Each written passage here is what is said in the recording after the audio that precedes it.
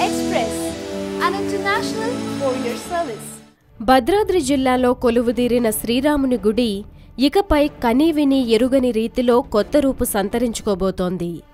తెలంగాణలో యాదాద్రి శ్రీ లక్ష్మీ నరసింహస్వామి ఆలయం తరహా ఈ పుణ్యక్షేత్రం చుట్టూ మాడవీధులు, దిగువన భారీ కళ్యాణ మండపం, నిత్యాన్నదాన మందిరం, కార్యాలయాలతో పాటు 4 అంతస్తుల భవనం, దిగువన ఆలయ సముదాయం చుట్టూ 60 అడుగుల రోడ్డు, ఆలయ ప్రధాన రోడ్డు 4 వరుసలుగా విస్తరణ, చుట్టూ పచ్చిక బయళ్లతో భద్రాద్రి రాముడి ఆలయ పుణ్యక్షేత్రం రూపొందించిన నమూనాకు సీఎం కేసీఆర్ గ్రీన్ సిగ్నల్ ఇచ్చారని సమాచారం.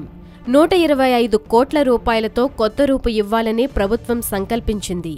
ఆలయ అభివృద్ధి నమూనాకు చిన్నజీయర్ స్వామి సూచన మేరకు కొన్ని మార్పులు చేర్పులు చేసి తుది రూపం ఇచ్చారు కమిటీ సభ్యులు.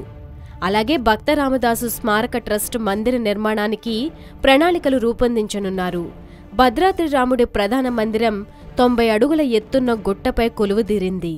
ఇందులో ఆలయం, రాజగోపురం, ఆంజనేయస్వామి దేవాలయంతో కూడిన భక్త రామదాసు నిర్మిత ఆలయ సమూహాన్ని యథాతథంగా కొనసాగించనున్నారు. ఆలయం చుట్టూ ఇరుకున ఉన్న మాడవీధులు, ప్రాకారాలను పూర్తిగా తొలగించి కొత్తగా కడతారు. చుట్టూ అంత ఎత్తుకు సరిపోయేలా 3 అంతస్తుల భవన సముదాయం నిర్మిస్తారు.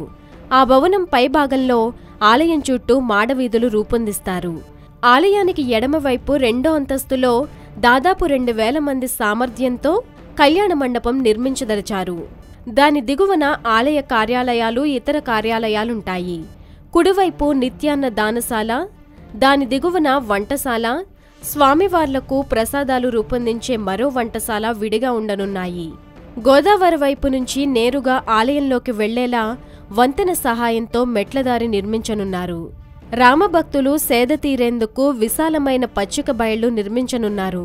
ఆలయం ఆవరణ చుట్టూ పూల తోటలతో కళకళలాడనుంది మన భద్రాద్రి. రాములూరికి మరింత శోభను చేకూరుస్తుందంటున్నారు ఆలయ కమిటీ సభ్యులు.